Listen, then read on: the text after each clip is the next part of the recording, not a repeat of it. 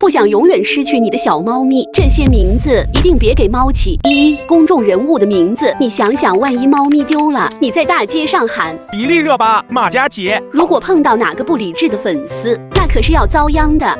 搞怪的名字，比如八嘎、铁蛋、二妞这种名字，在外面你都不好意思喊出来，何苦为难自己呢？三烂大街的名字，像咪咪、小咪，这和给人取名叫张伟有什么区别？而且万一遇到不怀好意的人，随便一喊就跟着走了。